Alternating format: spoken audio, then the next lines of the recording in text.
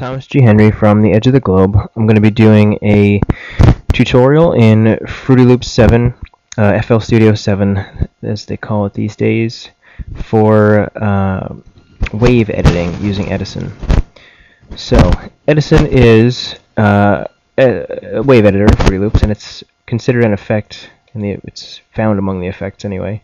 So we go to the mixer, we add the Edison effect, even though it's not really an effect, it just catches sound from the channel, and we're going to arm it to record some audio that we're going to edit. Right now it's set by default to record on input for a maximum of 5 minutes, and what this means is that if we hit 5 minutes, then the earliest stuff will be deleted and we only record the latest 5 minutes.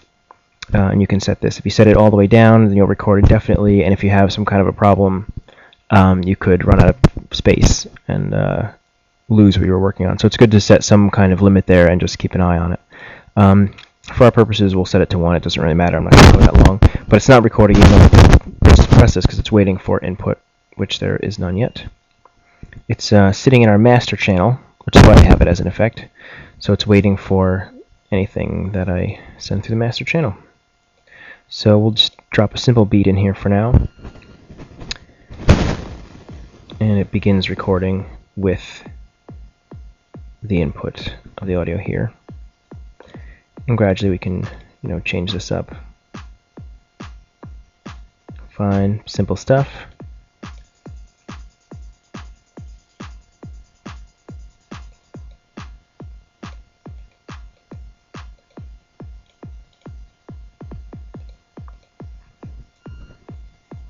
That's plenty. Okay, and there you have it. It's recorded. It selects all. It's pink here. It's selected. A few different things about navigating this. Let's see if I move this window. It's got a little bit of. That only made it much worse. I got some stuff from the recorder showing up on it. Does it go away like that? There, it's clean. Okay. You can. Right now it's zoomed all the way out. To get to this view, you can press Home. To zoom in on only what you have selected, you can press End. And right now everything's selected, so pressing End won't do any good there, but we can change our zoom level by dragging the edge of the bottom here. So we can zoom in on a portion somewhere towards the beginning, let's say, and drag this over to get there, get where we're going. Okay, if you press the up arrow key, you will unselect everything. So I did that. And while you're playing back the audio, if you press the down key and hold it, when you first start pressing it, it'll start to select, and when you let go, you'll have your region selected. I'll show you that now. So it's going. I press down. I let go, and there you have selected a little area. If you want to move the area you have selected, you can't really drag it around, but you can change the ends. So if you're past the midpoint in either direction, that's the end you're moving. So if I'm outside of it to the end and I click, I'll make it longer. If I'm outside of it this way, I'll make it longer that way. If I want to make it shorter, I have to come before the halfway mark and click there, and I'll make it shorter. I come before the halfway mark, as it has changed now, towards the end, and I can bring the end in that way. So let's you can drag it. You can drag the edges of it. Zero in on this here. As you are selecting something, there's a few things you want to consider. This little arrow will give you options. Under Edit, you have Click Free Editing. I like to leave this unchecked because sometimes I will like my clicks. Basically what this does is it'll take the end of a sound and fade it so that you don't have clicks. But if you're using in a very small time area, it might be fading things, so you don't want necessarily fade it out. So I leave that unchecked. And I also have the snap set to snap to the zero crossing. That's how I avoid my clicks. So you can click on snap here. I had it unset because I was messing with things before. Snap to zero crossing is ideal. I believe these are the hotkeys to set these. Okay, so this is selected, but we want to see it. So let's press the end key. Wait, let me get out of that context menu. End key, there we go. Zooms in on your selection. And you see I didn't really have it selected, so we can go towards the beginning here and drag this in. And again, at the end, drag this in here. You kind of have to eyeball it. So now I have just this one individual kick selected. And I can loop it. Whatever, not very interesting. A couple different things you can do. Holding Alt and pressing left will reverse what you have selected. Alt, left.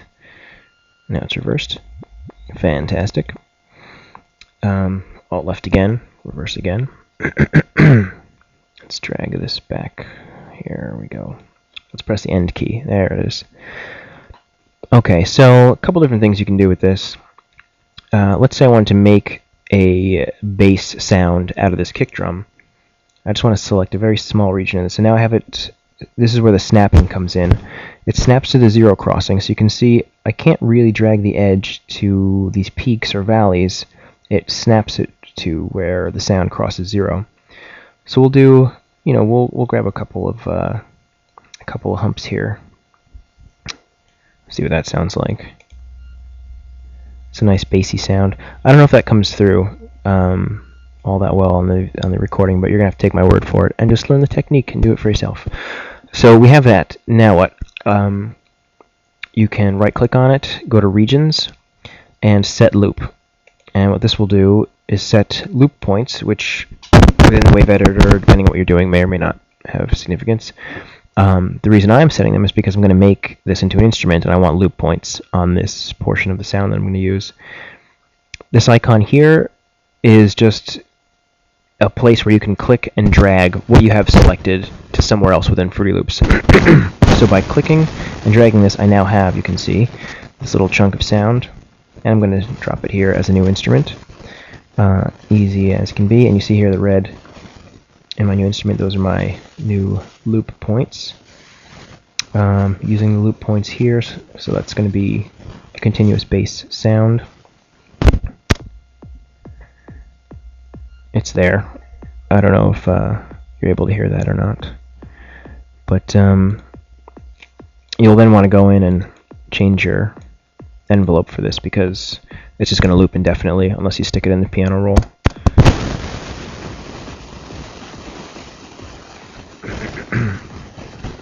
And if you want it tonal, you'll want to reset this time thing. I don't know what it is by default, but it's not what I was looking for when I had it set before.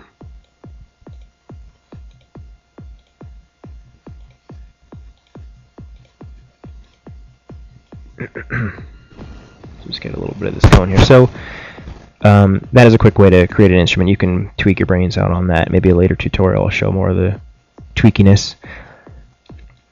So that's how you can take something from the Wave Editor and make it an instrument pretty quickly. Let's kill this a second. Okay. Let's undo the loop. I don't know how to get rid of a loop point. Well, anyway, let's press the up key, unselect everything, and pressing home zooms back out to the full view. And this red here are my loop points. I don't know if that's going to come back to haunt me in a minute, but I'm going to ignore it for now. I'm going to do Control A to select everything, and I'm going to drag this whole thing onto the playlist via this little draggy icon here. Drag it, drop it, and there it goes. So now I have this everything from the Wave Editor in the playlist nicely. You can do all sorts of lovely playlisty things with it. Again, for another tutorial, a rainy day. What else can we do here with this?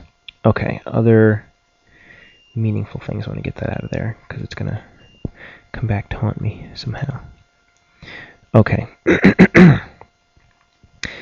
Another important thing is cropping. Let's say I really like this region. but I don't want anything else. Right click, edit, trim. It's yeah, as you saw, I just arbitrarily clicked, so it's not a proper loop, but so there you go. You can trim or crop outside the selection by going to edit and trim. When you have something selected, it'll be there. Also, Control Delete does the same thing.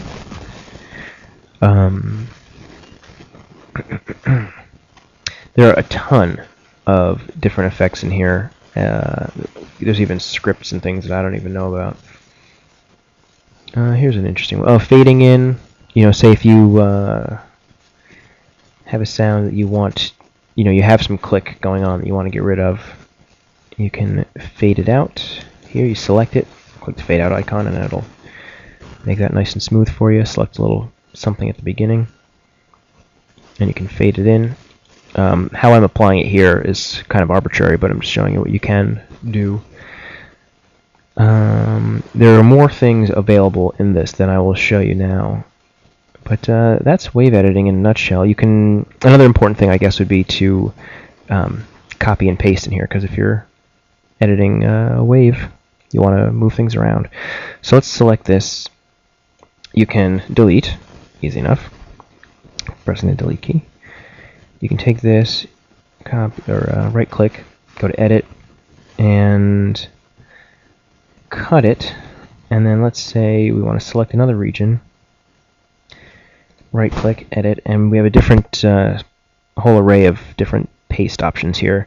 Paste insert will insert what you're pasting and make the whole thing longer. So it's kind of duplicating. There's no mixing going on.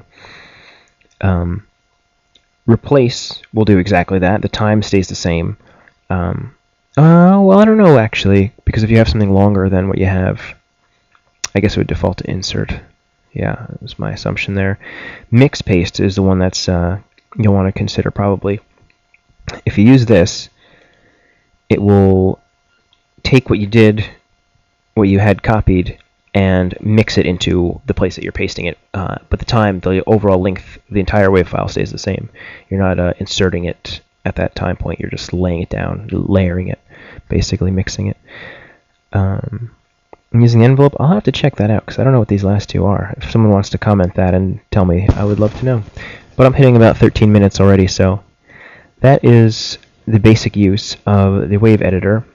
If anyone has specific questions, I can get into the other details of this, or feel free to just comment them and say, hey, you missed an obvious whatever it may be. Of course, saving over here under the little disk guy.